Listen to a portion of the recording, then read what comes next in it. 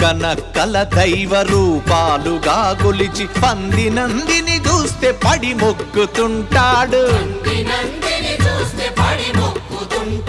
చీమలకు చక్కెర పాములకు పాలోసి జీవకారుణ్యమే జీవితం అంటాడు.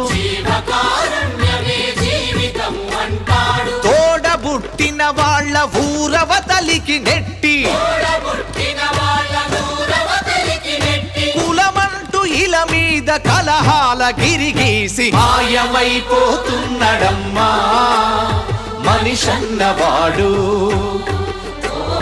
మచ్చుకైనా లేడు చూడు మానవత్వం ఉన్నవాడు.